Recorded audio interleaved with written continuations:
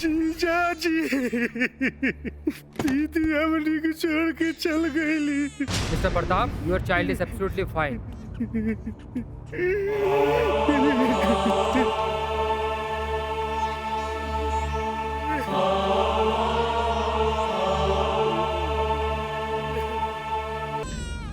जीजा जी, बबुआ, जीजा जी देखिए ना कितना सुंदर लागत है बबुआ।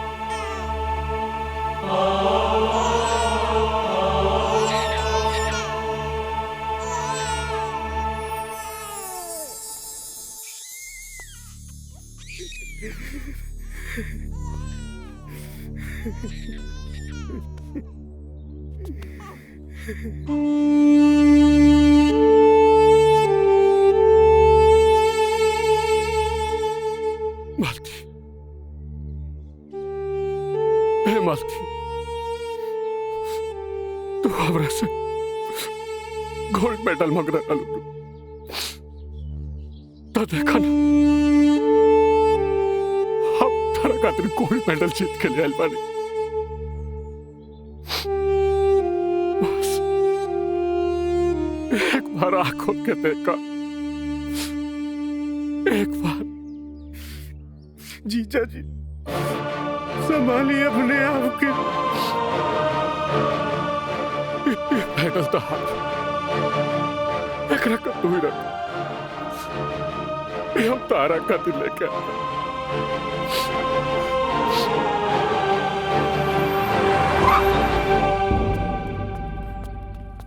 सॉरी प्रताप, अब यह गोल्ड मेडल तुम्हारा नहीं रहा।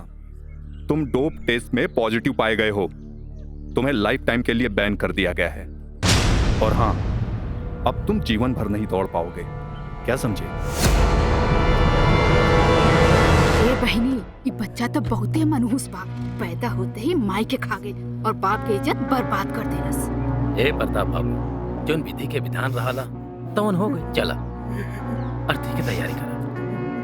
ए मिठू बाबू, ये बचवा से माई के चरण स्पर्श करवा दे। जा। रुक जा मिठू, ये जाके कहीं नार पोखरा में फेंक दे मनहूस का। दूर कर हमरा नजर से। जीजा जी, हाथ विश्वास के जहर दिल में मत खोली जीजा जी। माई के मौत पे रोत रहे, लेकिन बाप के परछाई पड़ला से मुस्कुरा रहल बा। शायद ही सोच के कि बाप के छाया में माई की कबो कमी महसूस न होई। रउआ आपन जैसे बुद्धिजीवी लड़का के अपना से दूर करे चाहता नहीं, वगैरह के मनहूस कहता नहीं। हाँ मनहूस भाई। जीजा जी, बच्चन में भगवान बसेला। चुप! भगवान ना, राक्षस भाई। देख, एक पैदा होते ही हमार मालती के आमार कर के काकर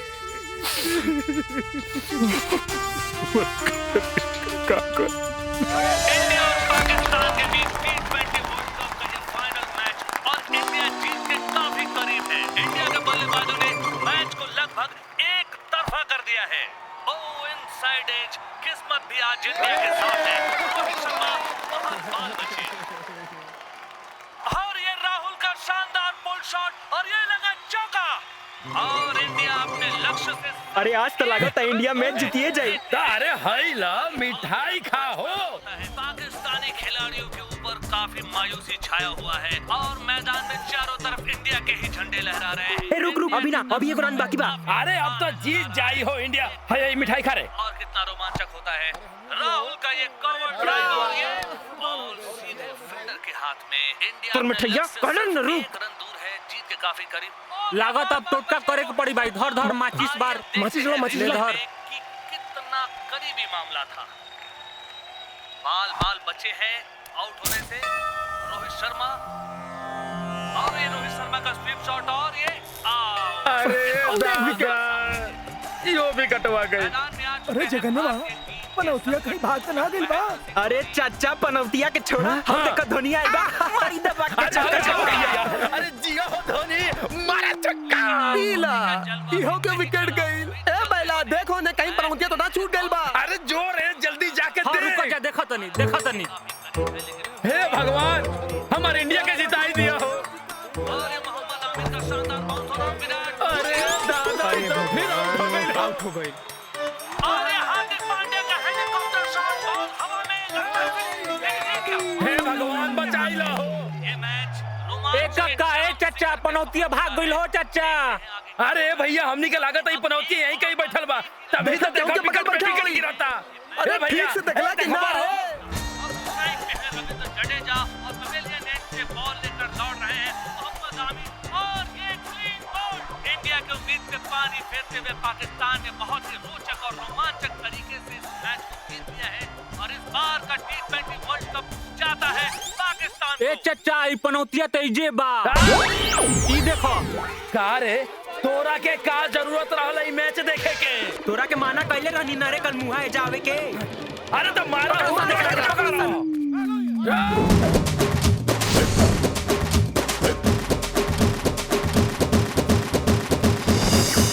भाग्य सारी भाग्य सारी भाग्य सारी भाग्य सारी भाग्य सारी भाग्य सारी भाग्य सारी भाग्य सारी भाग्य सारी भाग्य सारी भाग्य सारी भाग्य सारी उतर जाओ। अरे पनौतिया का करता रे? आज तानी का सारा झंझट खत्म। तेल के दाम बढ़ी तो हम ही जिम्मेदार। इंडिया मैच हारी तो हम ही जिम्मेदार। आज सब झंझट खत्म। हट, न जीएब न जिम्मेदार हो खब। अरे अरे फांसी न लगाओ। देख हम के सब यहाँ से चल जाए, लेकिन तू फांसी न लगाओ। नीचे उतर। हट, मुद्दा पर। अरे रुक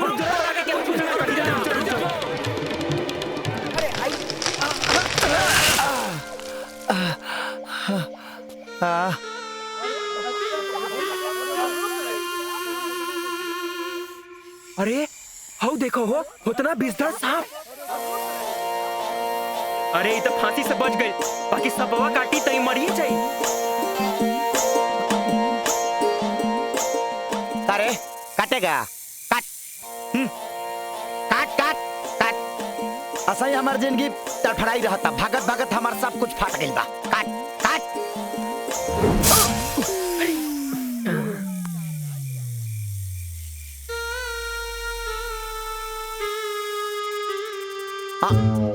अरे बाप रे बाप, अरे है कितना बड़ा पनौतिया है रे।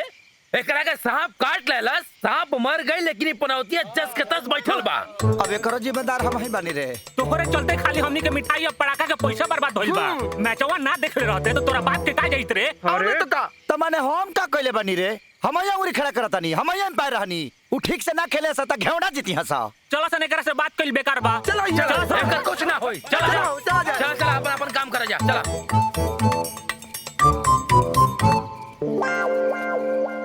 अब रवो का खड़ा बनी, रवो कुछ बोले के बाद तो बोल के जाई ना। ना बचवा, कौन काम करेला? मने गौवाल हमरा के काम धंधा कर दिए सो तब नु करब। तो दिन भर दौड़ा के रात भर हाफा देता साबले तो भागम भाग सिनेमा बन गई हमरा के लेके। बचवा करोड़ों खर्च करके नया धंधा शुरू कैले बानी, कल से काम पे आ जाइए। का बात करता नी? हे प्रभु, बहुत अच्छा काम मिलल बा। अब डे बाय डे हमारा मालिक के बढ़ौले जब रहुआ, बस इहे दुआ बरुआ से। आज तो पूरा दुकान साफ हो जाई। मालिक देखी तो इतना खुश होई ना, कंट्रोल नहीं करत हमरा से। आज इतना ना चमका देंगे ना कि तू बिल फेंकत फेंकत धुआं फेंक देबू। वाह खेसारी वाह, सर प्रणाम। तू तो पूरा दुकाने चमका देला। हाँ सर, कमाल है मेरा। बख्शीश वख्शीश मिलेगा कि नहीं? काहे ना, इला सर आपने मुझको बख्शिश दिया है ना, अब दिन चौगुना और रात दूना होने वाला है आपका। जी जी चला काम करा। नमस्कार, मैं Shanti Priya India TV news की तरफ से आप सभी का स्वागत करती हूँ। आज के मुख्य समाचार ये है कि कल यानी 1 अप्रैल से बिहार में पूर्ण रूप से शराब की पाबंदी लगा दी जाएगी। कल से पूरे प्रदेश में हर प्रकार के शराब के ठेके बंद हो जाएंगे। पनौती। का भगवान 2 बोतल दारू और 2000 रुपया से जीवन कट जाई।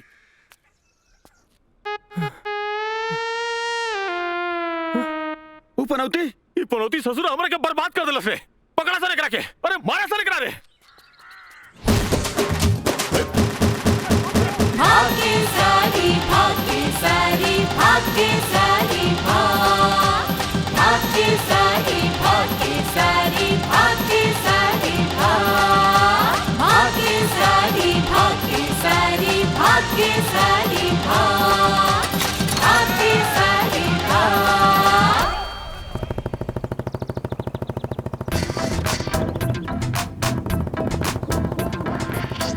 Hi everyone, myself Dhakan Panditayan.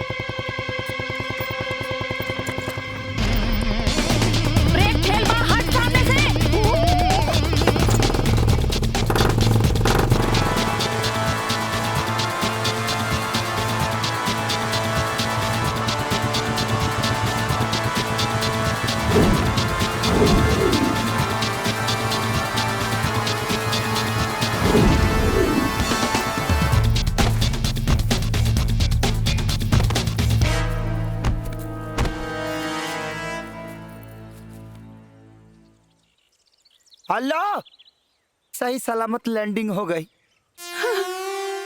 हाँ थैंक यू हमारी जान बचाए खातिर। हाँ वो तो ठीक बा, लेकिन इतना देर तक ले हम रोक नहीं पाएंगे इस पोजीशन को।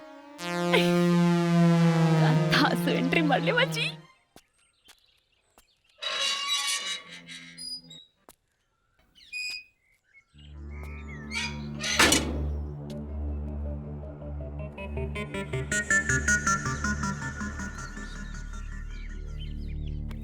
फिर ते आ गई ले।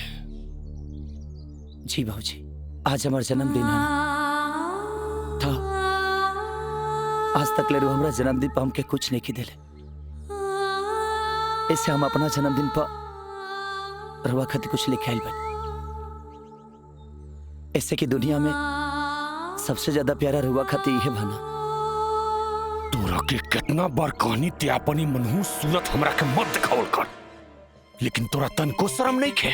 अगर बाप के आशीर्वाद लेवे खातिर बेटा के बेशरम भी बने के परे ना, तब बन जाए के चाहिए। चुप! तोरा जैसन मनहूस से तो अपन दे छुआल भी पाप हुई। तोरा बुझाता कि ते जिंदा बाड़े, लेकिन हमरा नजर में मर चुकल बाड़े। हमारे वाला आदमी के जगह दिल में ना, शमशान घाट में होकर। बाबूजी, ऐसे भी रवा प्यार दुल्हर के बिना हमारी जिंदगी शमशान हो गई। रौरा प्यार के बिना हमरा खुशी के चीता जलता। खाली रवा नहीं की देख पाऊत। तोर मनहूसियत हमरा के अंधा बना देले बा। और मरते दम तक तोरी मनहूस चेहरा हम देखे के नहीं की चाहत। निकल यहाँ से। लीना बाबूजी, Leena.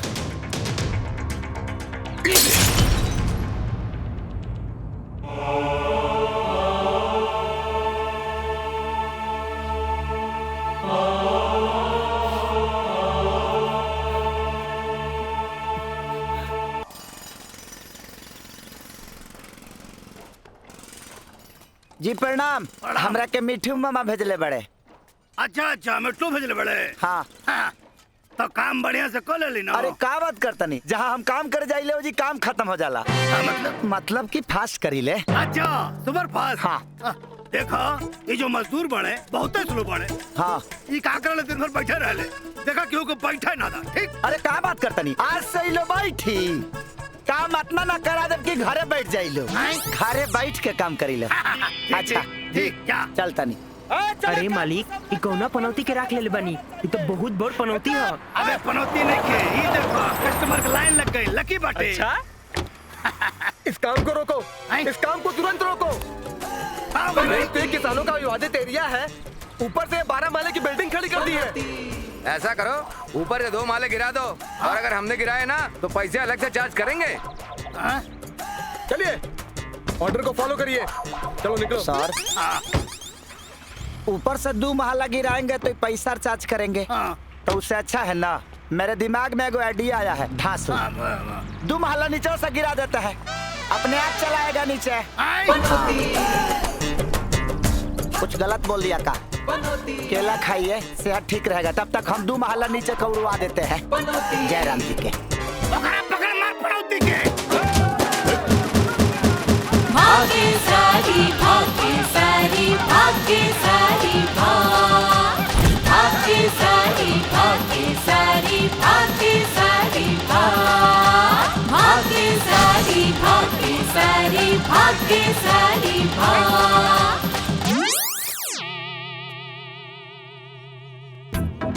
Hi everyone, this is one and only Panditayan.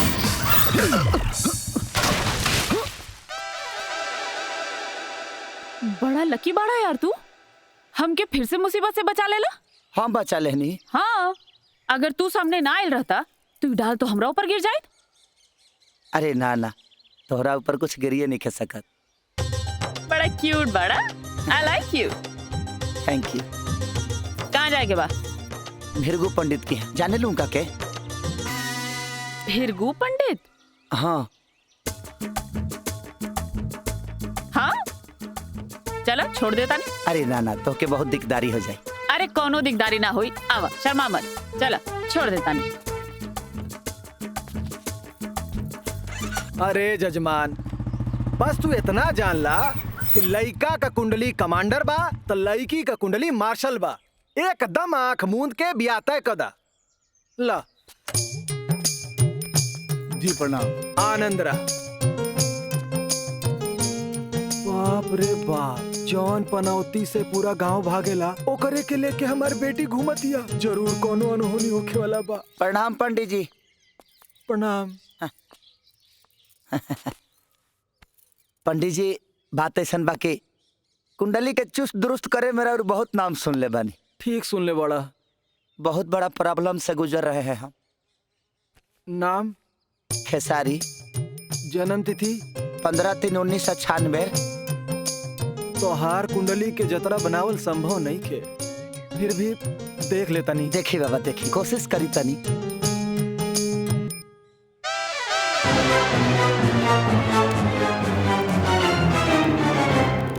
अरे बाप रे बाप, तोहार कुंडली बनावे में हमार पूरा पोथिये जड़ गई। चल भाग यहाँ से भाग। पंडित जी एक बार और कोशिश करी ना। अरे आपका हमार पूरा घरवा जरी बे। ए बेटी तू एकरा चक्कर में मत पड़ा, नहीं तो पनौती के प्रकोप के चपेट में आ जेबू।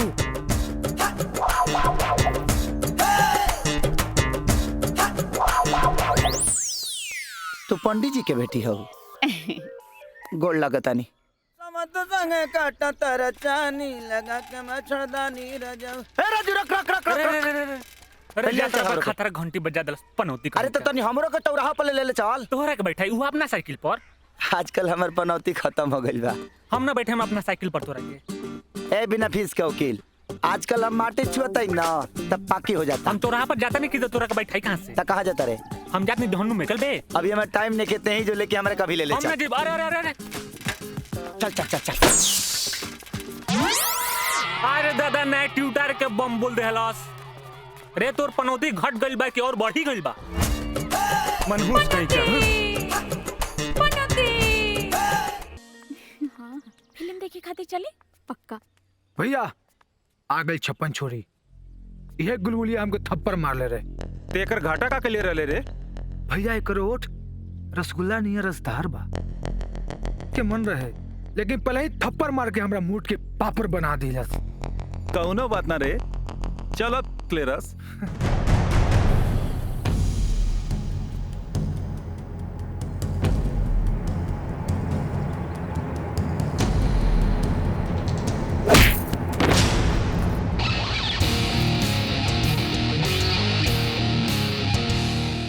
अरे बाप रे बाप, हमरा तो बुझात कि मेहरारू सॉफ्टवेयर बिया, लेकिन तो हार्डवेयर बिया।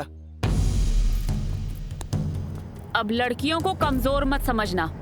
तुम सुअर की औलाद हो तो हम फौलाद हैं। ज्यादा फड़फड़ाओगे ना तो फाड़ दिए जाओगे। चल हम फाटे के तैयार बनी, फाड़ के दिखावा। ए बेटा, हम पंडित हैं, जियतो खानी और मरतो खानी, और जरूरत पड़ला पर मार के भी खानी। हमरा से पंगा लेबा ना तो नंगा करके मारब। अब नंगा तो हम तोरा के करब रे। ई मामला गंभीर रूप में ढुक गइल बा, लेकिन निकली कैसे?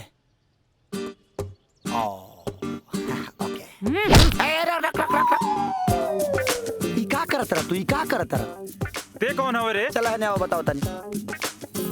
हम एगो मरीज हैं।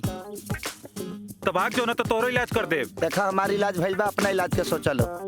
मतलब ही कि अरे भाग ऐसे नहीं, जल्दी भागो चल। ए हीरो, ऐसे का बोल देला के काटे वाला कुकुर भाग गइला पोछे ला के? अरे तो छोड़ा ना, ऐसा का मतलब? गड़ल भूत उखड़ला से कोनो फायदा बा? अहिंसा परमो धर्म ना। हमके जाने के बाद बतावा। अरे जोन भइल तो हो गइल, आखिर काम खत्म हो गइल ना। ना तोरा के हमार क्रिया मटियावा मत। यह तो कहानी है का कि तोहरा एड्स बा। डरपोक, फिसड्डी, मार पीट के डर से हमरा के एड्स के रोगी बना देला।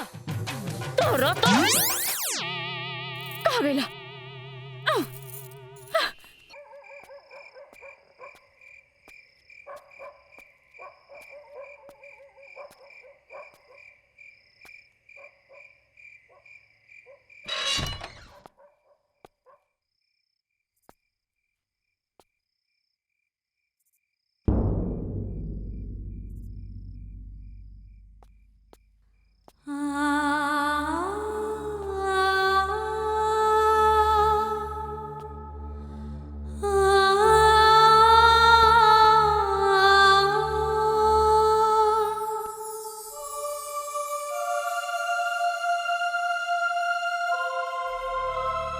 ऐसन काहे खेलू माई? जब छोड़ के चाही के रहे तो दुनिया में हमके लेके काहे खाती आइलू? कितना कलंकित जिंदगी जिया था, बताओ के।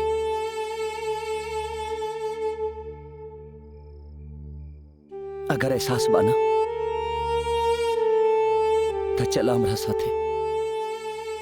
तू अगर साथे रहबो ना तो दुनिया के हर तकलीफ खुशी खुशी सह ले।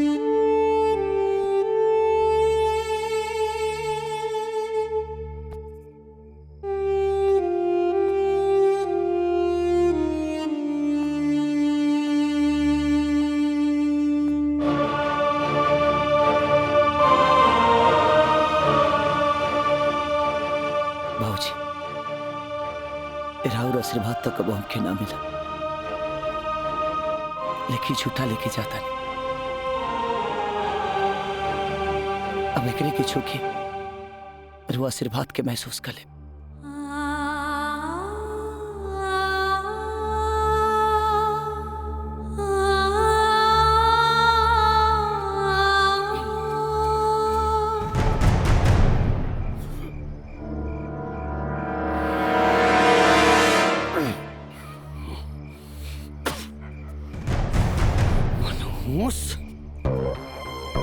लेते मनहूस तो राले अब चोर भी बन गई ले। इतना नीचता पर उतरी ले। मनहूस से पैदा होते ही हमार मालती के तो खा गई ले। तो कर फोटो ले जाके क्या कर मेरे? बाबूजी ये एगो फोटो बा जौना में हम रउरा और माई एक साथे बानी जा। बाबूजी हम रोलों के देख देख के चीले एक ही वादा करता नहीं, अब कबूर हुआ के दुख दर्द ना दे। हमरा के दुनिया के सबसे बड़ा दर्द पहले पड़े, अब हम दर्द बोले के नाटक मत कर। हम दर्दी हमरा खून में बाबा जी, काहे कि हम राउरे बेटा है। लेते हमार खून ना तबाइस तेरा ऐसा कलंक है जोना के मौत भी अपना गला लगावे से इनकार कर दो। एक बार हमके गले लगा के देखी भाऊजी, शायद मौत हमके गले लगा ले और और इच्छा पूरा हो जाए। बाबूजी, भगवान राम के 14 बरस में घर वापसी हो गई, लेकिन हमार वापसी कब हुई बाबूजी, कब हुई? चुप! भगवान रहले ते मनहूस बाड़े, ते ऐसा गुनाह कैले बाड़े जोना के हमरा नजर में कोनो माफी नहीं के। अगर सकल देखल गुनाह बाना तब पैदा होता नमक चटा के कहां मार देनी, अगर वो बड़ा ना मरनी तब ही के दबा के मार दी हमार। तो मर जाओ, जो कहीं कट फट के मर जाओ, लेकिन आज के बाद अगर अपन मनहूस सकल हमरा के दिखाउली तुम अपना आप के मारते ना बाबूजी। और एक बात याद रख कि अगर तोरा जीते जी हम मर गई तो भले हमार लाश के कुकुर सियार नोच नोच के खैया सान, लेकिन ते हमार अंतिम संस्कार ना करबे। हमार चिता के आग तोरा हाथ से ना लागी, याद रख। और निकाल। रुआ कोशिश से हजारों साल जी बाबूजी, ये हम भगवान से प्रार्थना करब। और हाँ, आज के बाद सही मनुष्य सकल हम रुआ के कबो ना देखा, कबो ना।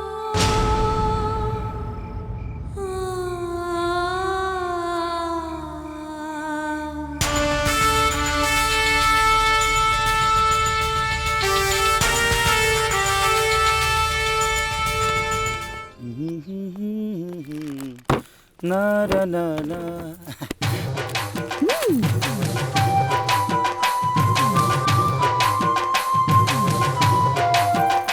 हमके ना कभी कभी डाउट होता तू हमरा से सही में प्यार करेला कि खाली फोकसबाजी करेला। ई हमार झूठा बा। यही तो प्यार है पगली, समझ जाओ। झूठा आइसक्रीम खैला से प्यार साबित होला? तब कब जहर खा ले तब साबित होई। तू ना सर आज चले त तहरा प्यार के पावर टेस्ट करे खातिर टेस्टर मिल गई। मतलब? ए चिरकोट, अरे ये तेड़सिया ही। अरे हाँ हो भैया, ये हमरा काहे बुलावती है? लगातार तोरो के एड्स धरावे के मूड में बाड़ी। बाप रे बाप, जल्दी निकला सन यहाँ से। चलो चलो चलो सन जल्दी यहाँ से। डरा गई का? ए मैडम, एड्स जानलेवा बीमारी हो, कृपया दूरी बनाए रखें। हमार थ्रो के पावर से पता चल गई होई कि हमरा कोनो बीमारी नहीं है। ओ तो खेसारी तोरा के उल्लू बनवले रहले। उल्लू। जालो ना भाई, काई का फेरा में पड़ल बड़ा लो। आज एक्शन फिल्म देखे के मूड में बाड़ी। तब तो बेटा एक्शन जरूर हुई और तोहार हड्डी पसलियों टूटी। होनी कौन होनी करने वाला नाम है मेरा खेसारी।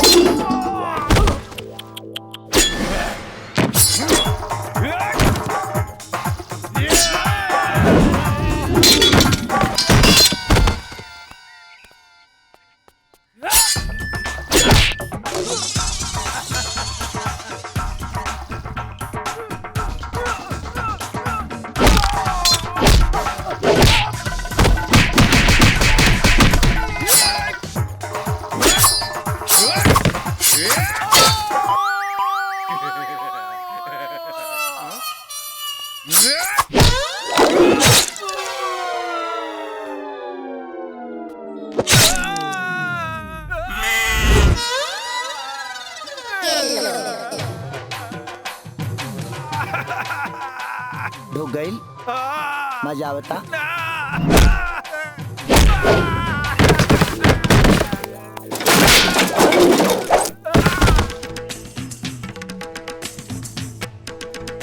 मौजबा का भाग जाओ।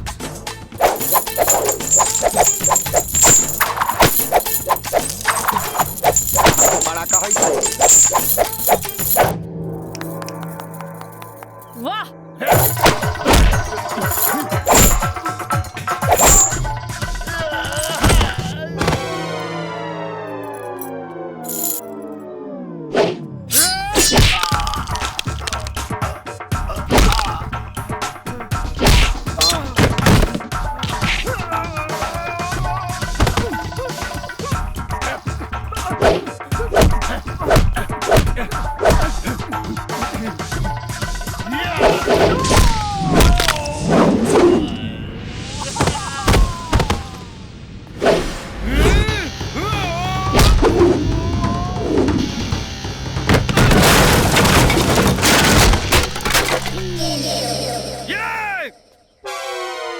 रसरी से हमार कुछ ना भाई, सांप के कटला से हमार कुछ ना बिगड़ल। त तोरा छोड़ी से का होई रे? मार मार।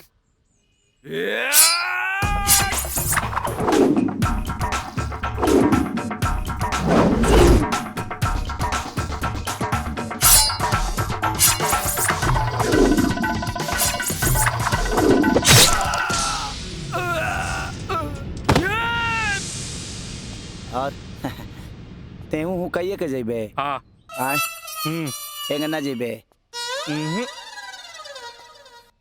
आओ।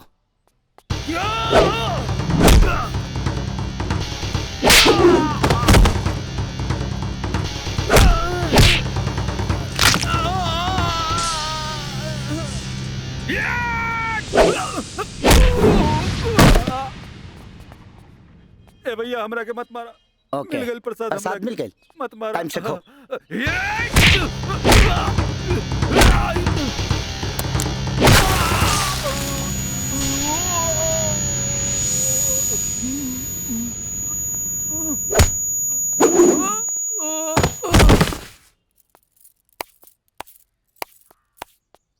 मिल गइल शांति, ठंडा गइलू।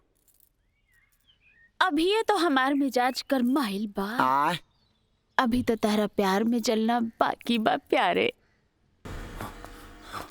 विराट, तुमने कल 22 सेकंड लिया था, अब 2 सेकंड कम करके 20 सेकंड में आना है, अगर तुम चाहते हो कि स्टेट लेवल के रिकॉर्ड को बीट कर सको। Good good. Are you ready विराट?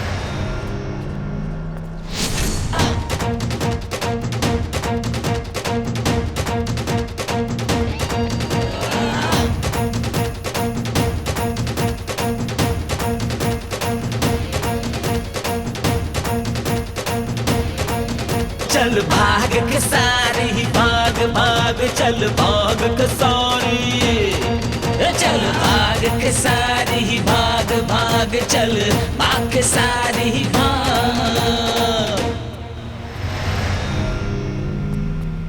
रेस का असली घोड़ा तो ये है, मैं किस गधे को दौड़ा रहा हूँ? रोक रोक रोक। सर आज टाइम देखिए। तुम्हारा टाइम खत्म विराट। इंसान को शान से जीने के लिए पैसों से ज्यादा इज्जत की आवश्यकता पड़ती है। और हाँ, हमारी सेहत कैसे ठीक रहेगी ये हमें मालूम चल चुका है। बेहतर होगा तुम अपने लिए दूसरा कोच ढूंढ लो। ए कोच, तेवर तो हम अपना बाप के भी बर्दाश्त ना करी ले। तू कौन खेत के मूली हवे? चल जाए ऐसे। भाई तोहरा खातिर दूसर कोच चाहिए, एकरा ले बढ़िया। जी भैया।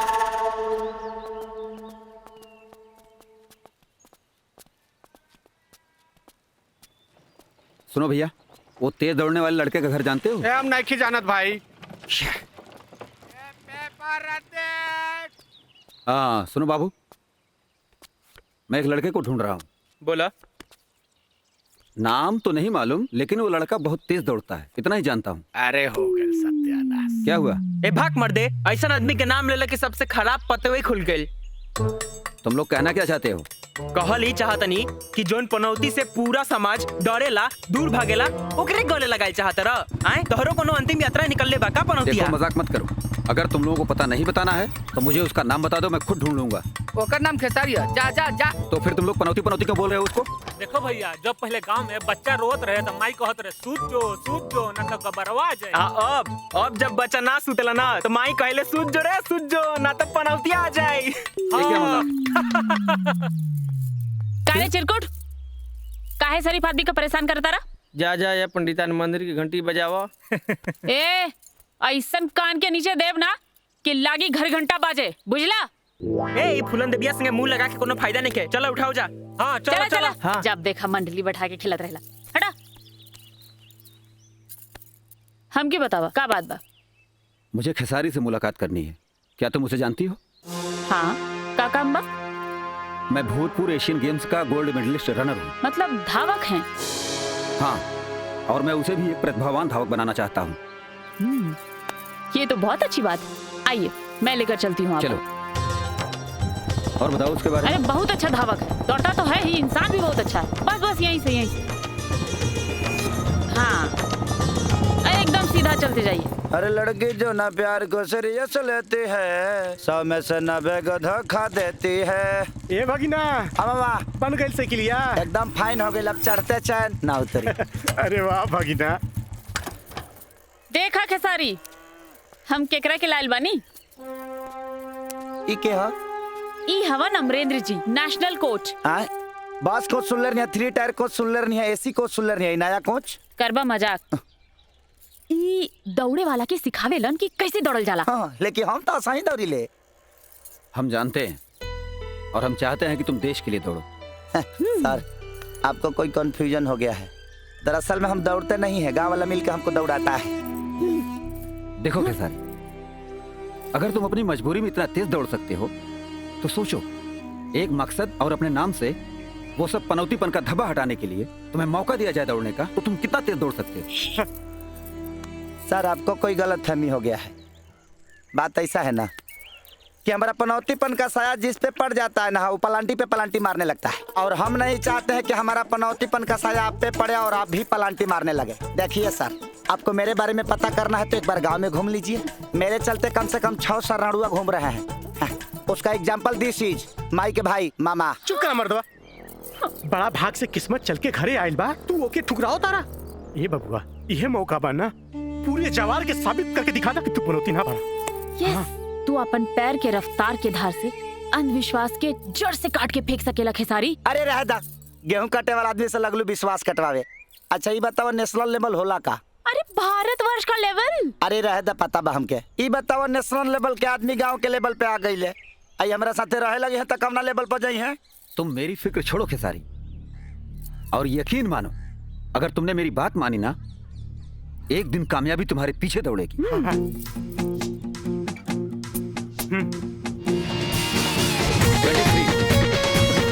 24, 25, 26, come on Khesari, come on, तुम कर सकते हो। शाबाश। बहुत अच्छा। तुम्हारे एक्सरसाइज करने को देखकर लगता है कि तुम में स्टेमिना और ताकत की कमी नहीं है। दौड़ते भी अच्छा हो। चलो आज तुम्हें कुछ टिप्स देता हूँ जो कि तुम्हारे दौड़ने में और मदद करेगी, ठीक है? जी। देखो, दौड़ते टाइम मैं हमेशा ध्यान रखना, बंद नहीं रहना। देखो, दौड़ोगे, ये हाथ खुले रहेंगे, हवा में। चलो चलो। चल भाग खेसारी, भाग भाग चल भाग खेसारी, चल भाग खेसारी, भाग भाग चल भाग खेसारी भाग।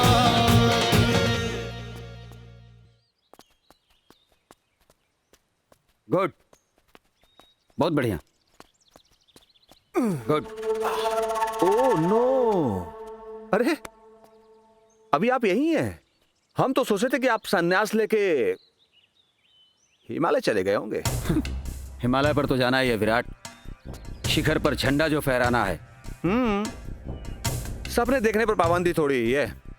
सर, आपको मान लेना चाहिए कि आपकी हड्डियां कमजोर हो चुकी हैं। बोलने को कुछ भी बोल सकते हो विराट, लेकिन मेरे हौसले और जुनून अभी भी मजबूत हैं। ओह नो, हाँ? तो ये है, तो ये है आपकी हिम्मत। ये तिरंगा फहराएगा। मैं अपनी बेइज्जती सह लूंगा, तिरंगे का अपमान न कर। तेरा लहू जिगर पी जाऊंगा, खुद पे इतना अभिमान न कर। वाह, ये पनौती चूहों की तरह भागता फिरता था राज, शेर की तरह दहाड़ रहा है। ये शेर सिर्फ दहाड़ेगा नहीं, उन कुत्तों का शिकार भी करेगा जो आवारा और बदतमीज हैं। ये तो वक्त बताएगा। इन्हें आप जानते हैं? ये हमारे विक्रम सर हैं, इंडिया के टॉप 10 कोचों में से एक। अच्छी तरह जानता हूं। और हम कौन हैं? स्टेट लेवल के गोल्ड मेडलिस्ट। और ये पनौती, हाँ, अभी तो ये जमीन पर कदम रखा है। मेरे तक पहुंचने में इसको कई जन्म लेने पड़ेंगे। नहीं खेसारी, इस बदतमीज का जवाब जबान से नहीं, इसके गुरूर को रौंद कर देना होगा।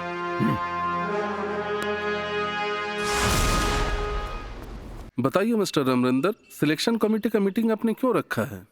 सर, मैंने देश के कोयले की खदानों से एक ऐसे हीरे को ढूंढ के निकाला है जो हमारे देश का अगला कोहिनूर साबित हो सकता है, क्योंकि खुद मैंने उसे तराशा है। अरे उस हीरे का नाम तो बता दीजिए। खेसारी लाल यादव। और जरा ये भी बता दीजिए, वो स्कूल लेवल का धावक है या कॉलेज लेवल का? वो तो पनौती लेवल का धावक है सर। अच्छा, इसका मतलब आप भी उसे जानते हैं? बहुत अच्छी तरह जानते हैं सर। ये लोग सिर्फ उसे जानते हैं और मैं उसे पहचानता हूँ, और मैं ये चाहता हूँ कि उसको होने वाले डिस्ट्रिक्ट लेवल के दौड़ में एक मौका दिया जाए। मिस्टर अमरिंदर, रेस में तो घोड़े दौड़ा करते हैं, आपने तो गधा पाल रखा है। खैर, सबका अपना अपना अलग नजरिया होता है। अक्सर लोग शेर को गधा समझ लेते हैं और खच्चर को घोड़ा। खच्चर घोड़ा एक जैसे दिखते हैं ना। सर, अगर आप लोगों को कुछ डाउट है तो आप खेसारी को दौड़ाकर उसका टेस्ट क्यों नहीं ले लेते? हाँ, ठीक है।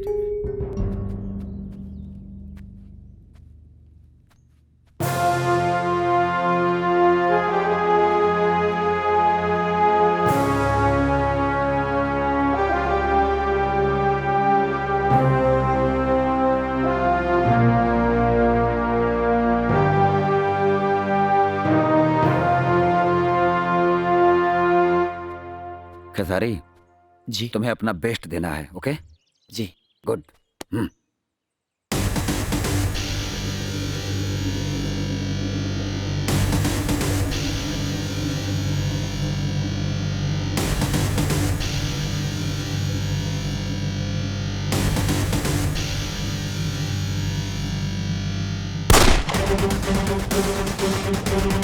Come on, you can do it.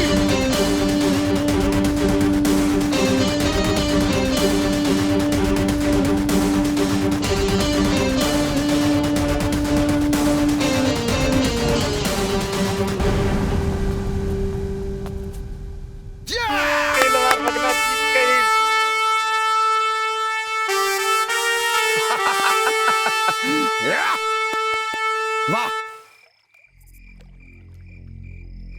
सर, अब कितने फ्रेंडली है।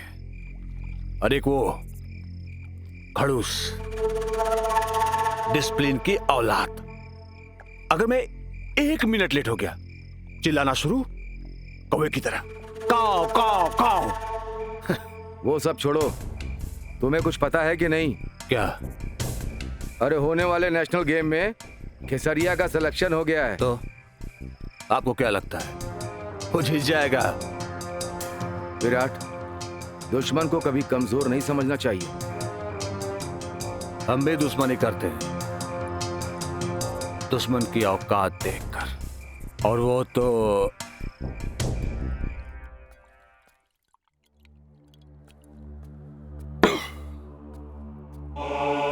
कौन लागत नहीं पाऊंगा।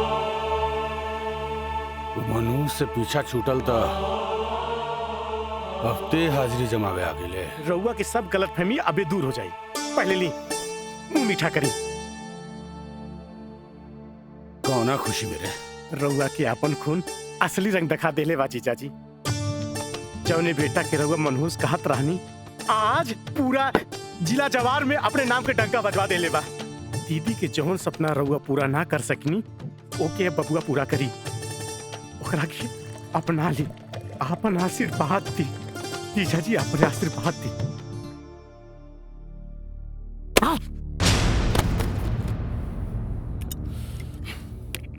जाना तने जीजा जी, रउआ जितने बबुआ से नफरत करे नी, बबुआ उतने रउआ से प्यार करेला। हमेशा रउआ के कमी महसूस करेला। ओकरा के अपन आशीर्वाद दी जीजा जी। चुप! जीजा जी बबुआ के ना अपने आप के सजा दे रहल बानी। होनहार बेटा के रहते ही बिरहान जैसन जिंदगी जी रहल बानी।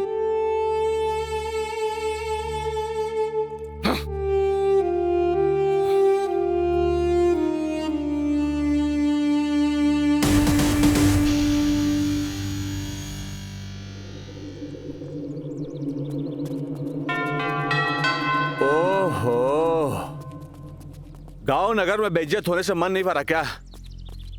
कितने बड़े लेवल पे बेइज्जत होने आ गया। मेरा छोड़, अपने लेवल पे ध्यान दे। भगवान शिव ने एक बार विष पिया था, लेकिन मैं बचपन से बेइज्जती का विष पीते आ रहा हूँ। मैं सह लूंगा, लेकिन तेरा लेवल गबड़ा गया ना तो तेरे मुंह में करीखा पोता जाएगा और तू बर्दाश्त नहीं कर पाएगा। जिता दिया भगवान। On your mark, ready,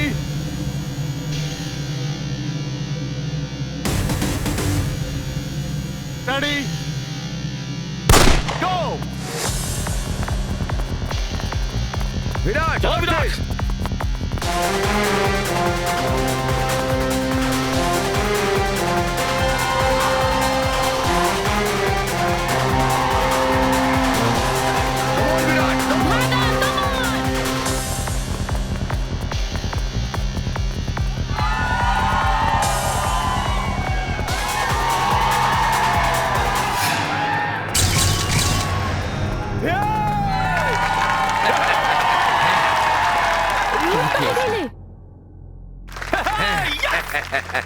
जीतना चाहिए था उसे।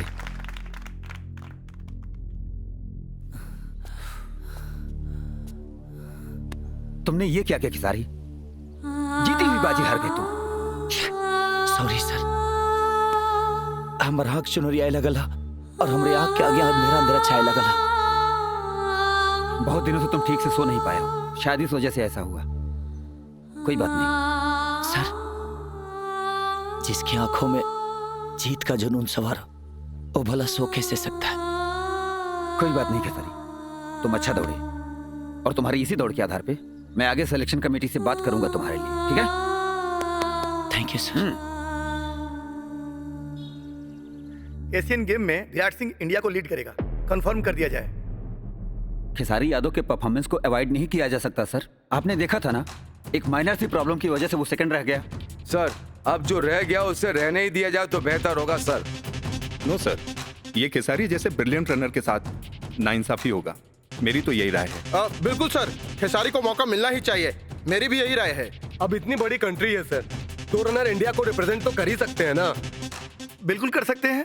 जी, हमारा नेशनल टीम में सिलेक्शन हो गया है। ये सब आपका देन है सर। अब तुम्हें और मेहनत करनी पड़ेगी जी। इस बार हमें जीतना है। इला भागे ना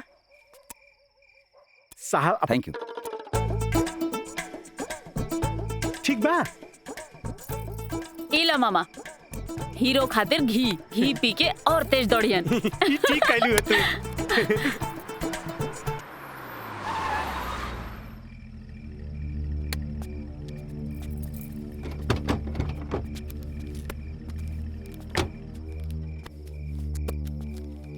नमस्ते जी। नमस्ते। आप लोग कौन? जी, हम लोग आजमगढ़ से आए हैं। हम लोगों ने एक क्षेत्रीय दौड़ प्रतियोगिता का आयोजन किया है। ये सभी हमारे कमेटी मेंबर्स हैं। सर, हम सब चाहते हैं कि आप हमारी प्रतियोगिता में मुख्य अतिथि के रूप में आएं और अपने हाथों से शुभ आरंभ करें, ताकि हमारे युवा खिलाड़ियों का मनोबल बढ़े। ये तो अच्छी बात है कि आप लोग आजकल के नौजवानों के लिए प्रतियोगिता रखे हैं और उनका हौसला बढ़ा रहे हैं। लेकिन मैं सिल्वर विजेता हूँ, गोल्ड विजेता तो विराट सिंह है। आप लोग को उनके पास जाना चाहिए और उनको चीफ गेस्ट बनाना चाहिए। सर हम लोग उनके पास गए थे, पर सर उन्होंने ही आपके नाम का सुझाव दिया है। क्या आदेश है गुरुजी? तुम्हें जाना चाहिए खेसारी। याद है तुमसे एक दिन मैंने कहा था सफलता तुम्हारे कदम चूमेगी, और ये उसकी पहली सीढ़ी है। तुम जाओ। जब गुरुजी का आदेश है तो मैं जरूर आऊंगा। हाँ मैं लाती हूँ।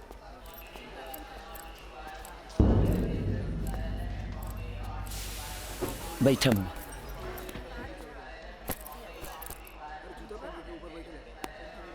ए भगना आप फोन जा आगा ना, बैठा ते लूज मोशन शुरू हो गई। जा। बहुत जोर से लागल बा। हाँ, अपना ध्यान रखिएगा। बाय। हाँ मैं मामा जी को फोन कर देती हूँ।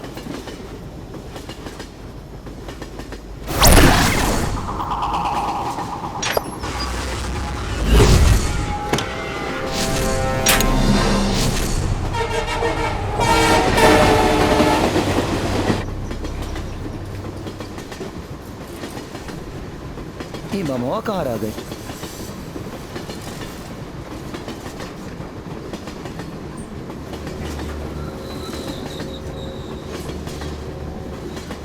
अरे क्या बात है? छोड़ी ना। क्या बात? अरे क्या मार रहा है? क्या बात कर रहे हो? अरे पकड़ लो। अरे पकड़ ना। एक बार तो बाहर रखो। छोड़ी ना। ये भाई छोड़ी ना तेरा। अरे छोड़ी ना।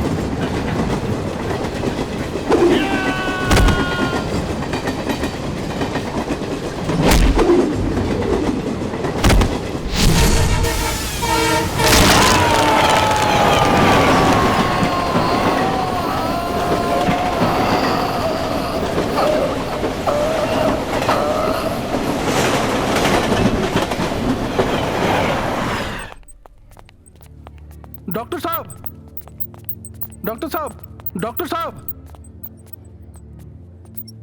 अरे इसका तो पैर पूरी तरह से खराब हो चुका है सर, और कितना सारा खून बह चुका है। अगर समय पे ऑपरेशन नहीं हुआ तो ये पूरा पैर काटना पड़ जाएगा।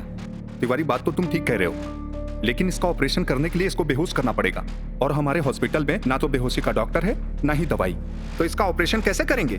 तो फिर क्या करें सर? एक काम करते हैं, इसको पट्टियां बांध के और ऐसे ही रेफर कर देते हैं। ठीक है चलो। सर, हमारे साथ जो भी अनहोनी हुआ है पूरे होश आवास में हुआ। दर्द के आखिरी इम्तिहान से गुजरा हूं मैं, और आप तो हमारा जान बचाने के लिए पैर काट रहे हैं। मैं चाहता हूं मेरा पैर उस आवाज में काटा जाए। आज हम भी देखना चाहते हैं कि सिर्फ इंसान ही मरता है कि दर्द की भी मौत होती है। तिवारी, इसको ओटी में शिफ्ट करो अभी तुरंत। ले चलो।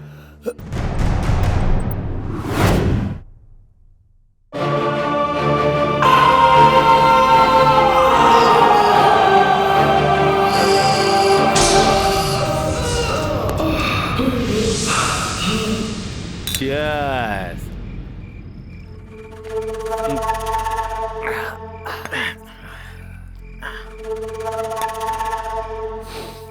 हमनी के सब प्लानिंग फेल हो गई। अरे के कहला क्यों पनौती है?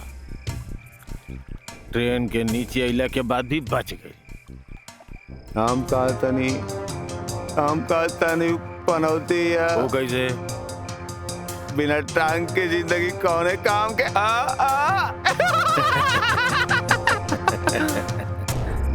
भैया बोला। अब हमारा रास्ता क्लियर। और बता बा तार बर्थडे में हम तोरा के का दे का गोल्ड मेडल। Gold medal.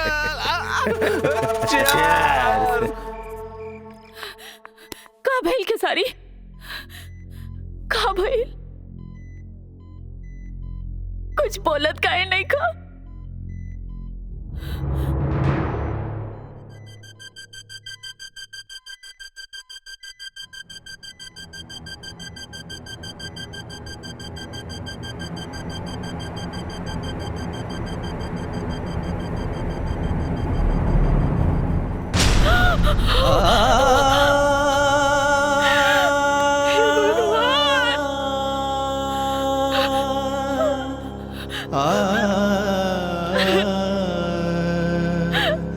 गलती हमार बा,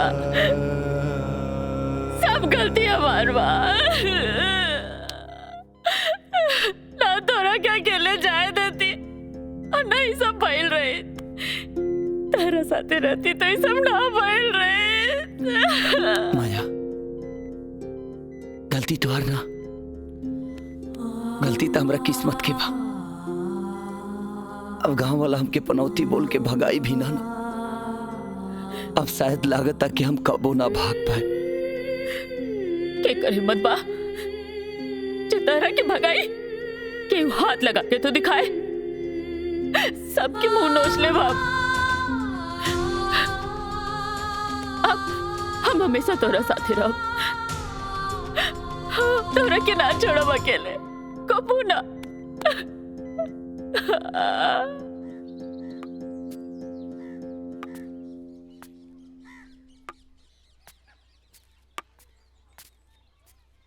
पंडित जी आप प्रणाम।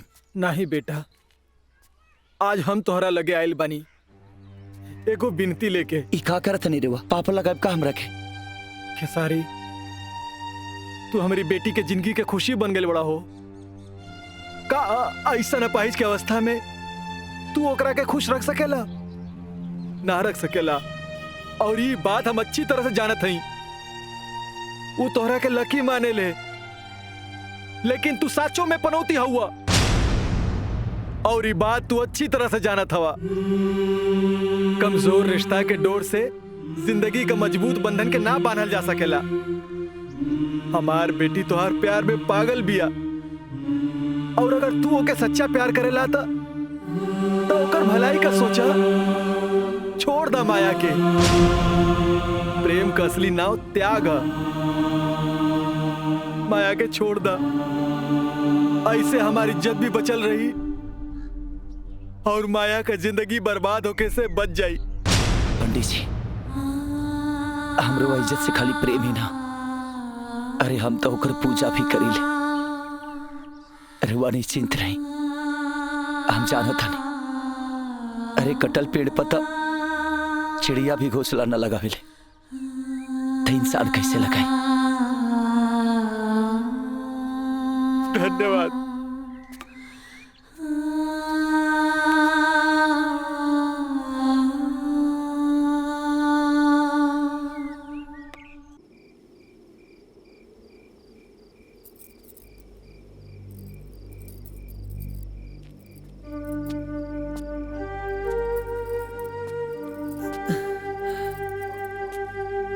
कैसे हो खेसारी? ठीक है सर। हमें तुमसे बहुत उम्मीदें थी खेसारी। हम तुम्हारे जरिए पुराने धावकों का इतिहास बदलना चाहते थे, तुम्हें देश का रत्न बनाना चाहते थे।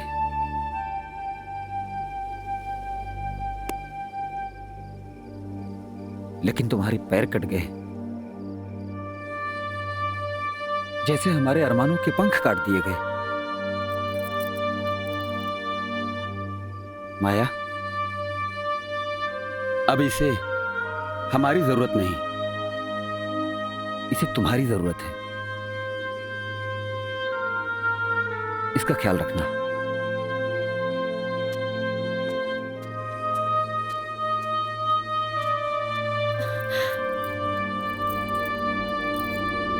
हम बानी ना खेसारी, हम तो हर साथ कब्बो ना छोड़ो।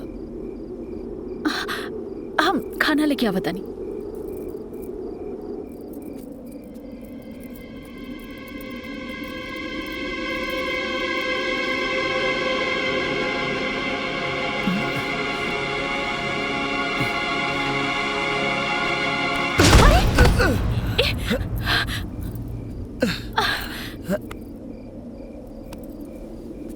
संभाल के, संभाल के। ये तो का करता रहा? अभी तोहरा के बैसाखी की जरूरत बा। ताहार बैसाखी हम बन के रहब हमेशा। कोच का के गले के हमके तोहार जरूरत बा, तू कहत रहो कि बैसाखी के जरूरत बा। आखिर पूरा जोन हमके दूसरा के सहारे जिए के पड़ी। ऐसा काहे कहता रहा?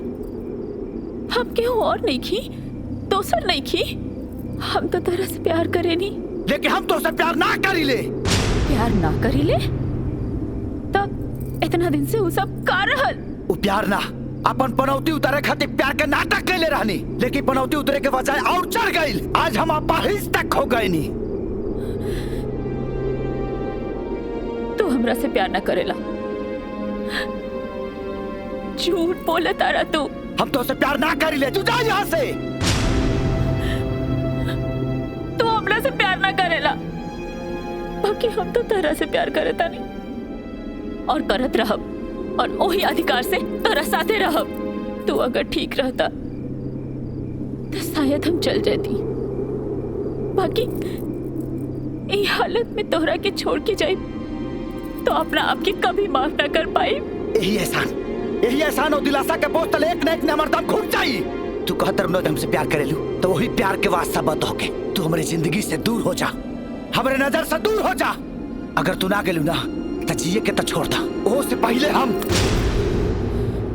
इससे आगे कुछ मत बोलो। तू ये चाहता ना कि हम तोरा से दूर चल जाए?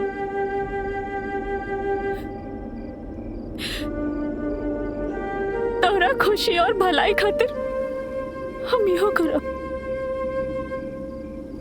काहे कि प्यार स्वार्थी ना होला। प्यार तो चाहे वाला की खुशी चाहेला। तो मैं खुश पड़ा ना कि हम तोरा के छोड़ के चल जाए। ठीक बा, चल जाए बाप। बाकी जाए से पहले हमारे हाथ से एक गुड़ खाना खा लो।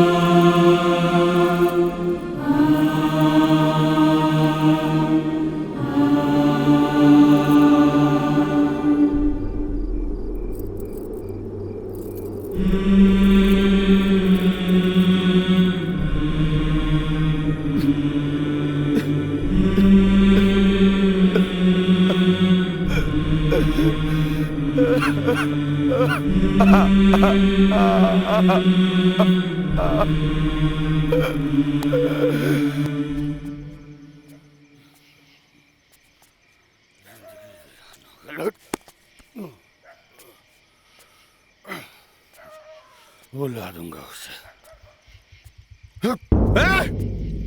कौन है रे पागल? लाइट बंद कर। उजाले से मुझे नफरत है। क्यों? उजाले से नफरत क्यों है आपको?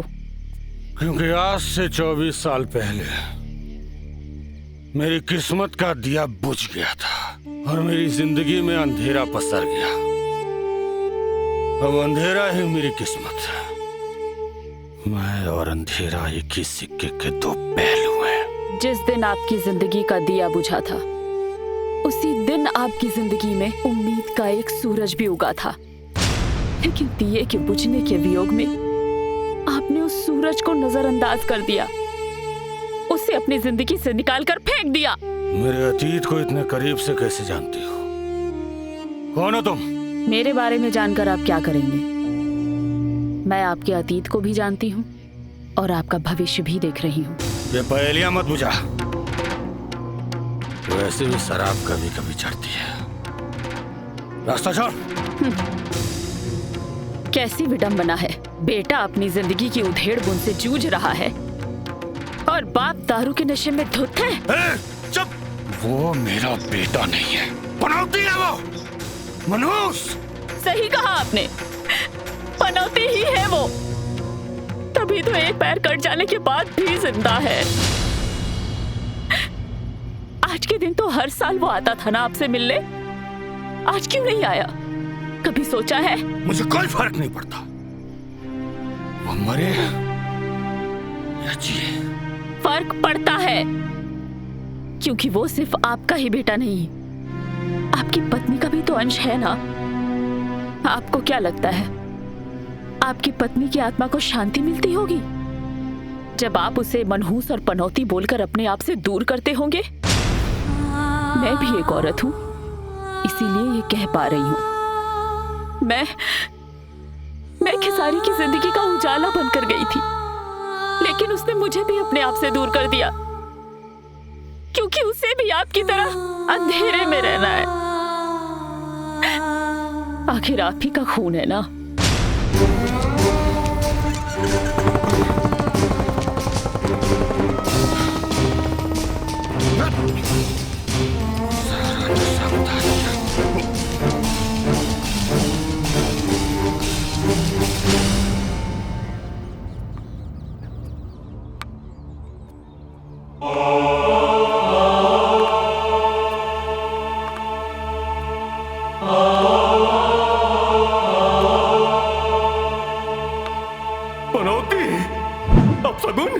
हमरा सेठ से भिखारी बना दिले।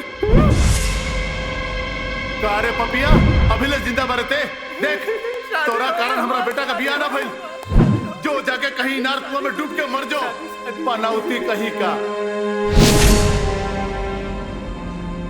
मनोज, पनौती हमारे सपना की बर्बाद करके हमारा की भिखारी बना के के हमेले जिंदा वाले तो कट के मर जाना चाहते।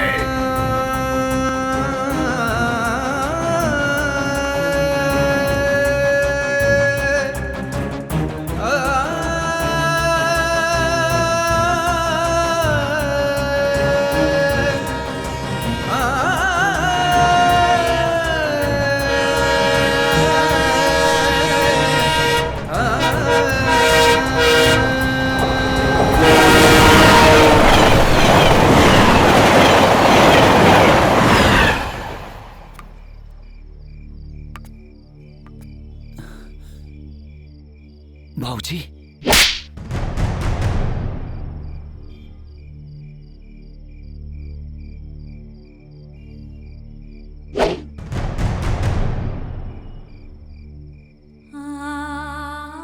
हमार बेटा इतना कमजोर ना हो सकेला। इतना जल्दी कबू जिंदगी से हार ना मान सकेला। एक का करे जात लेते ये का करे जात रहे रे पगला।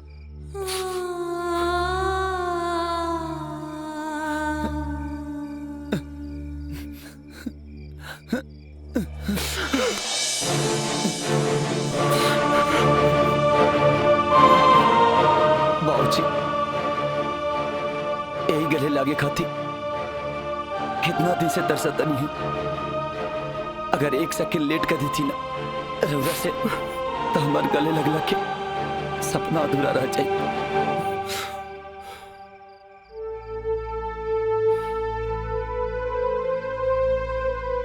हमरा के माफ कर दिया बाबू।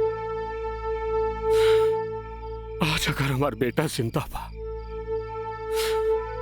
इतना सब कुछ महिला के बाद भी तो हमार बेटा मनहूस नहीं।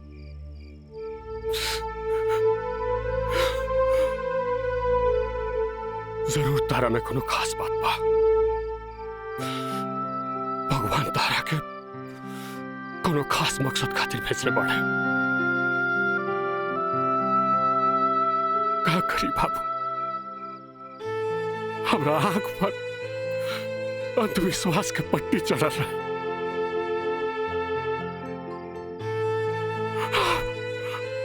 हमरा के माफ कर दो भाऊजी। ई का करत नहीं, माफ कर दो। बाप बेटा के सामने हाथ जोड़ेला ना। अरे उता आशीर्वाद देवे खातिर हाथ उठावेला।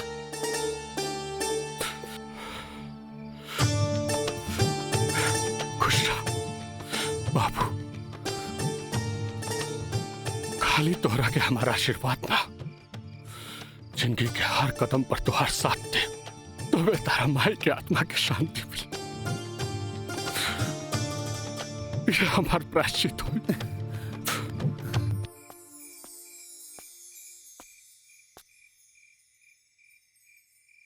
बाबू तारा ये जूता बहुत पसंद रहे नो, अभी तू रखा।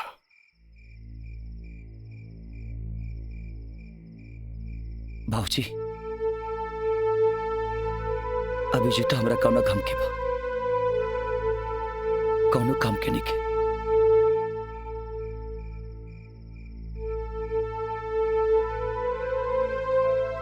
अब तार सपना हमार सपना बा, ऐ सपना जरूर पूरा होई। तुम्हारे केस को स्टडी करने के बाद मैं इतना ही कह सकता हूं, you are a very lucky boy. नहीं सर, अगर मैं लकी होता तो ये हादसे मेरे साथ नहीं होते।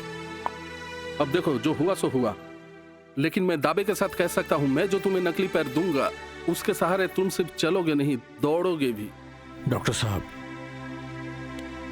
मेरे बेटे का मकसद सिर्फ देश के लिए दौड़ना ही है। लेकिन डॉक्टर, आप जो पैर लगाएंगे वो घुटने तक होगा? अरे वो गए जमाने की बात है। अभी जो पैर इसको मैं लगाऊंगा उसके ऊपर वो सॉक्स पहनेगा तो दोनों पैर एक जैसे दिखेंगे। सच में डॉक्टर साहब? यस। बस शुरू के कुछ दिनों तकलीफ होगा, उसके बाद तुम चाहे जितना दौड़ो। डॉक्टर साहब, मैं खुद के लिए नहीं दौड़ना चाहता, मैं तो इस देश के लिए दौड़ना चाहता हूं।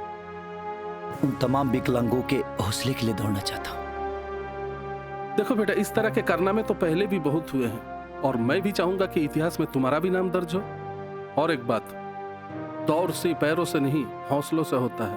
अपनी हौसला को बुलंद करो, कामयाबी एक दिन तुम्हारी कदम चूमेगी।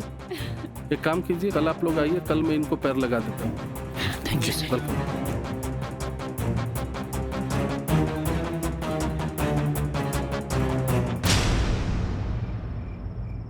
केसारी, केसारी, ये इडियट अभी तक सोया हुआ है। Khesari, get up. Khesari, Khesari get up. Warm up का टाइम हो गया है। ये ऐसे नहीं मानेगा।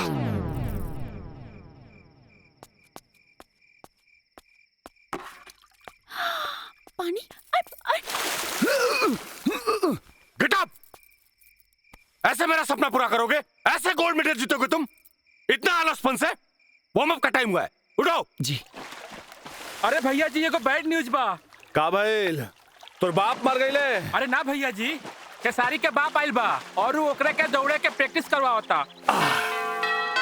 अबे घोचू दास, ओकर बाप का ओकर दादा परदादा भी आ जाई हैं तब वो दौड़ ना पाई। जज्बातों की लकीरों को समझ उम्मीद के धागे, तेरी मंजिल से 2 कदम तेरा रास्ता हो आगे, तेरे खून की उबालों में कुछ आज और तो दे।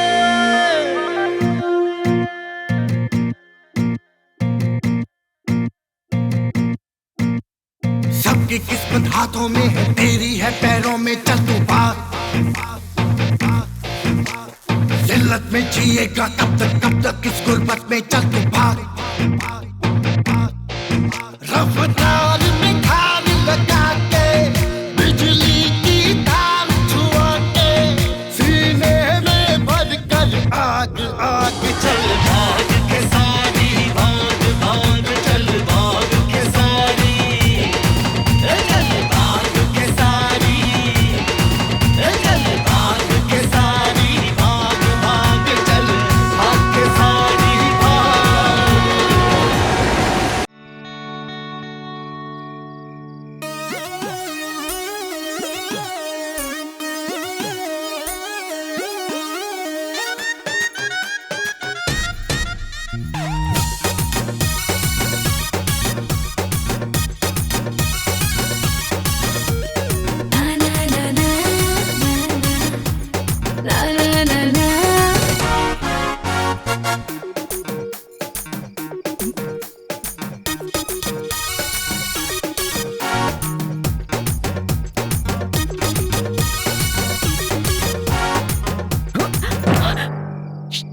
तू जगह कर तो इतना भरे भरे तहर के जगाए लाल बनी।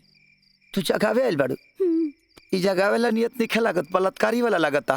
उ तो हक भी करी, हम तो होके वाली मेहरारू जो है। अच्छा, माने चोरनी बिलाई खनी गाल काटा चाहता रुआ होके वाली मेहरारू हऊ। बाबूजी रोज पानी फेंक के जगावे लन, उ बड़ा नीक लगेला। नीक लागता ई हो।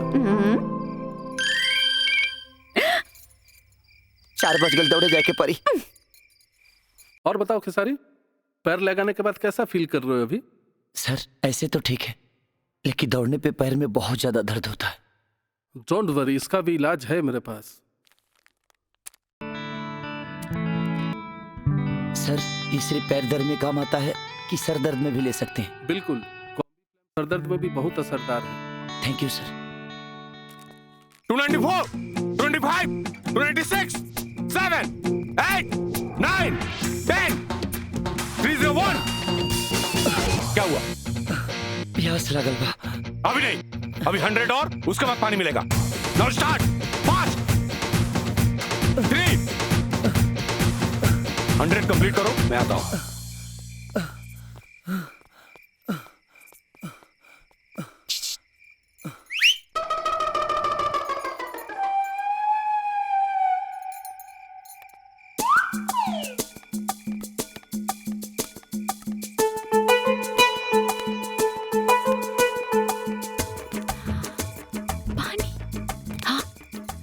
मिनरल वाटर बा, फीस लगी का?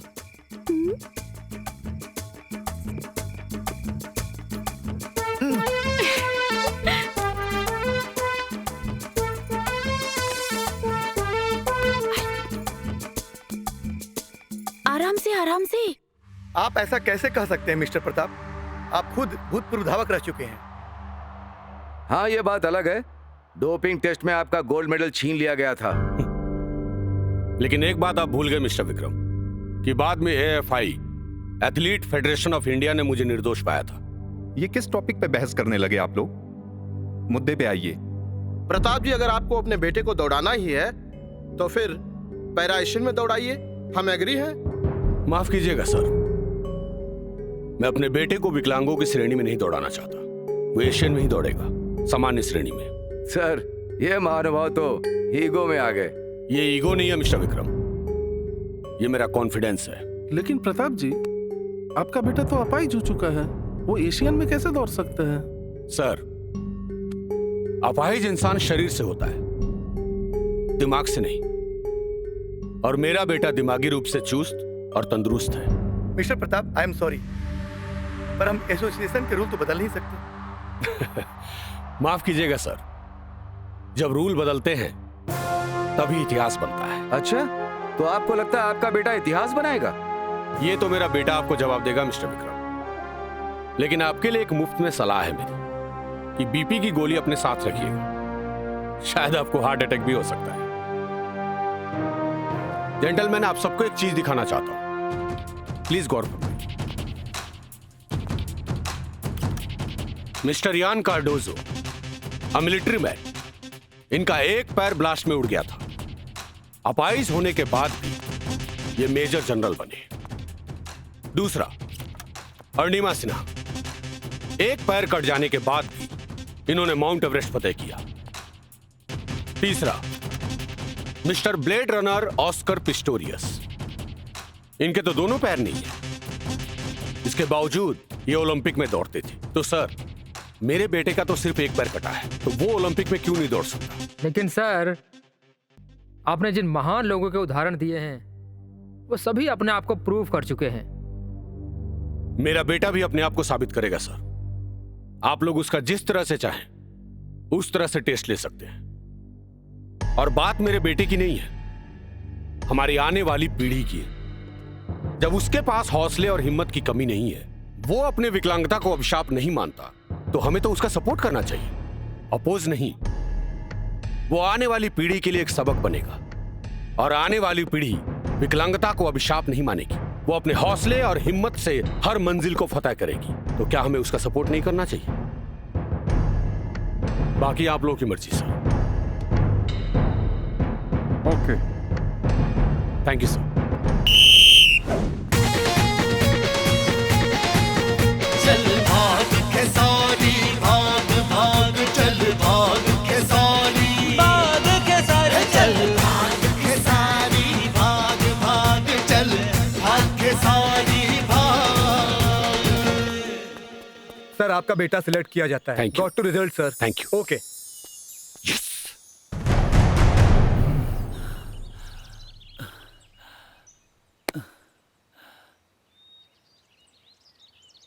हो गया सिलेक्शन। इतिहास बनाओगे?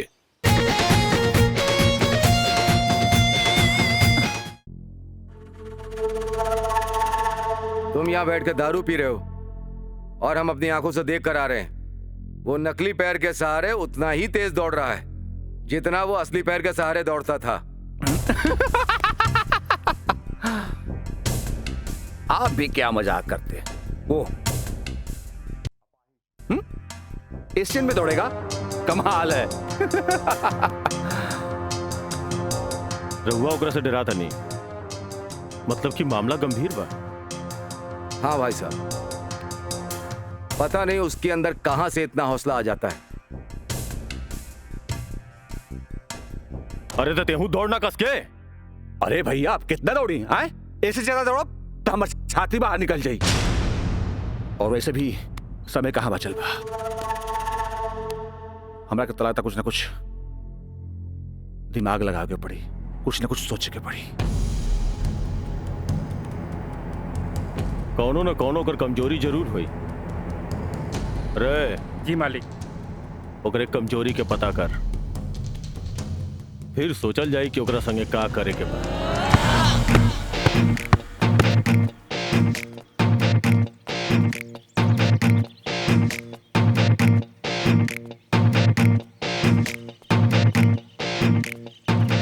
खाली दौड़ला से तू रेस ना जीत पेगा। बास्केटबॉल से एकाग्रता बढ़ी, अतहर पंजा आ जंघा मजबूत हुई। आ दौड़ खातिर दोनों बहुत जरूरी होला। चला प्रैक्टिस करो। Ready? Fast fast fast fast, come on, fast fast, चला स्पीड बढ़ाओ, फास्ट। कम भाई, एक मिनट, आराम आराम से, आराम से। बैठो बैठो बैठो बैठो। पैर सीधा करो, बी स्ट्रांग। हल्का सा बस निकल बा। का भाई? अरे का पेन क्या गलू हमारा सामने, हटा जल्दी। का बुराई भाई ड्रेस में? अरे कलर सम के प्रॉब्लम बा, आग चोरियल हमार, हटा जल्दी। बाबूजी, लगातार नेशनल गेम में भी यही भइल रहे, यही खातिर सेकंड आई।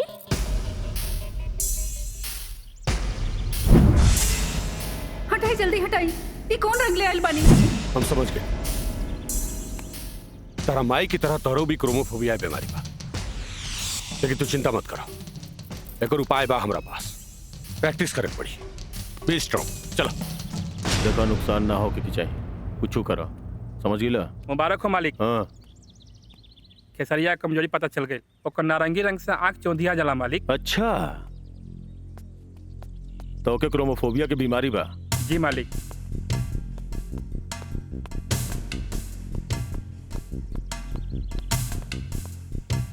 ओकरा जिंदगी में सैड मोड लावे खातिर बैड कलर के व्यवस्था कर ही के पड़ी। भैया कुछ भी करा पर याद रहे, गोल्ड मेडल हमारे के मिले के चाहिए। बाबूजी, कल के रेस कल की चिंता में बनी का? बाबू है, ये आकाश में लाखों करोड़ों तारा के चमक दिखता रहा, हमनी से इतना दूर होके भी एकर चमक फीका निखे पड़त। हम चाहता नहीं कि काल तार चमक पूरा दुनिया देखे। बाबूजी, वक्त अभी तक ले खाली हमके खींच लेबा, कल चमके के भी मौका दी। चली सुते चली। आओ।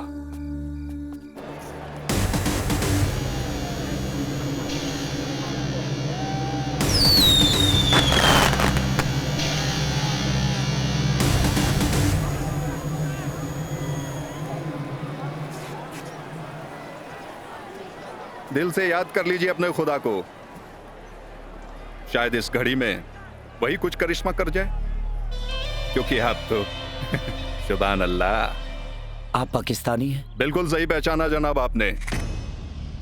पिछले एशियन गेम्स का गोल्ड मेडलिस्ट मुफ्ती मोहम्मद हैं हम। हम हिंदुस्तानियों में पहचानने की सबसे बड़ी आदत है कि जिसे हम ठीक से पहचान लेते हैं, जान लेते हैं, और जिसे नजरों पे चढ़ा लेते हैं ना, वो दोबारा कहीं नजर नहीं आता। हम धमकियों पर नहीं, धमाकों पर एतबार करते हैं जनाब। अरे मियाँ, इतबार ही करना है ना तो इंसानियत पे करो। धमाकों और मजहब में मुल्क का नहीं, इंसानों की चित्रे उठते हैं। क्या करें, जीतने का नशा है हम में।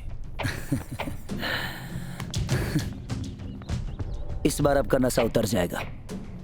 अब कौवे की तरह कांव कांव करना बंद करिए, जाइए अपना काम करिए। सुन वे, हम कौवा नहीं बाज हैं।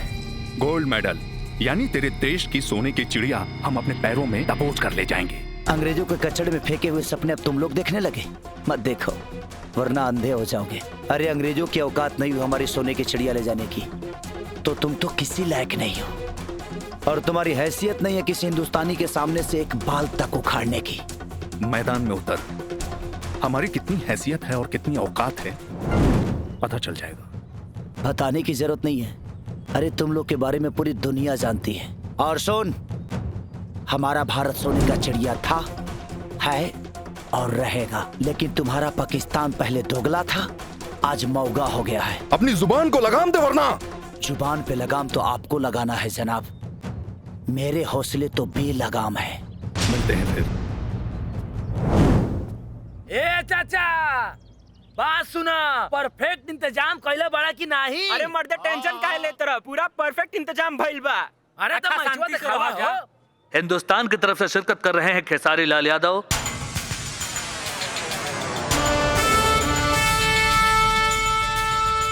विराट कुमार,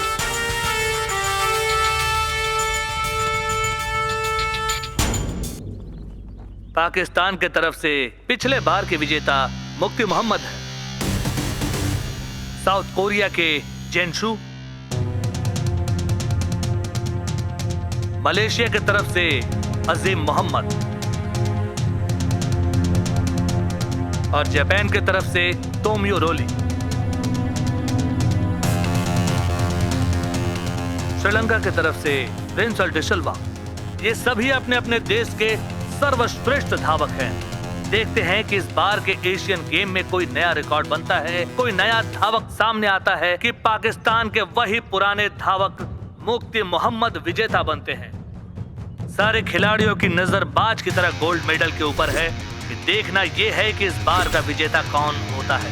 सारे प्रतियोगी धावक मार्ग पे तैयार। बस चंद ही लम्हों में शुरू होने जा रहा है बहुत ही रोमांचक 100 metre hurdle race. On your mark. सारे खिलाड़ियों ने अपना स्टंट ले लिया है, सबको अपने स्टैंड में रेडी हो चुके हैं और कुछ ही देर में एक रोमांचक मुकाबला शुरू हो जाएगा। और शुरू हो चुका है ये रोमांचक मुकाबला। बहुत ही शानदार रोमांचक मुकाबला शुरू हो चुका है। सारे खिलाड़ी भागते हुए और हिंदुस्तान से खेसारी लाल यादव आगे लीड करते हुए। पूरा का पूरा स्टेडियम खेसारी के नाम से गूंज उठा है। और गूंजे भी क्यों नहीं, क्योंकि हवा की रफ्तार से दौड़ते हुए खेसारी लाल यादव सबको पीछे पछाड़ते हुए आगे निकलते जा रहे हैं। श्रीलंका, मलेशिया और जापान के धावक काफी पीछे। अब मुकाबला हिंदुस्तान और पाकिस्तान के बीच में नजर आ रहा है। पाकिस्तानी धावक भी खेसारी के ठीक पीछे। खेसारी लाल यादव की रफ्तार बता रही है कि इस एशियन मुकाबला में कोई नया रिकॉर्ड कायम होने वाला है। और ये क्या, खेसारी लाल यादव ने अपनी आंखें बंद कर ली है। कॉन्संट्रेट! जब तुम रेस में दौड़ना तो स्टेडियम में अगर कोई भी ऑरेंज कलर दिखे और तुम्हारी आंखें चौंधिया कर बंद हो जाए तो तुम्हें आंख बंद करके दौड़ना है और 6 स्टेप के बाद 7वें स्टेप पे जंप मारना है। और ये क्या, खेसारी लाल यादव ने अपनी आंखें बंद कर ली है और आंखें बंद किए हुए अपने आखिरी हर्डल की ओर दौड़ते हुए तेज रफ्तार से आगे बढ़ रहे हैं।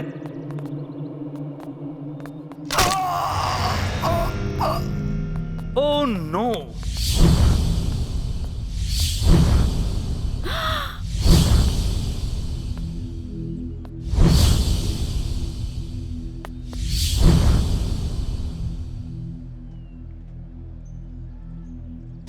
राम जी जैसे धनुष से तोड़े, अर्जुन जैसे बाण से जोड़े, कर ले तू भी काम कुछ ऐसा दुनिया तेरा नाम ले दौड़े।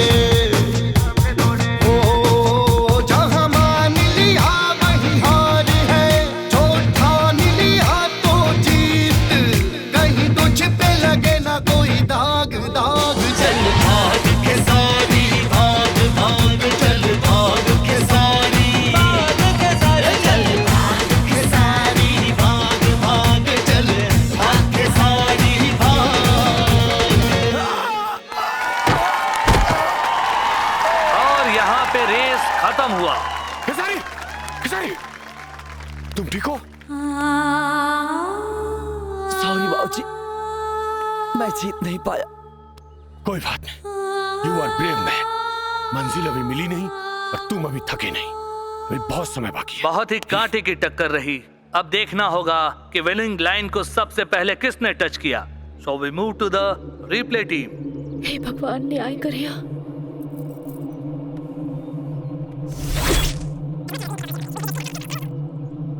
और इस एशियन गेम्स में खेसारी लाल यादव ने रचा एक नया इतिहास। 100 मीटर हर्डल रेस में विजेता बने खेसारी लाल यादव।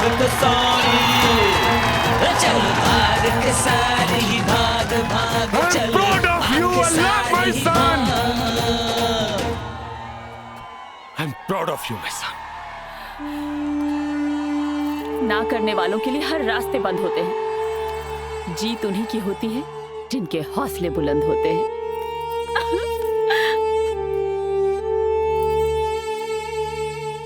आपन पसंदीदा फिल्म देखे खातिर डाउनलोड करी दंगल प्ले ऐप।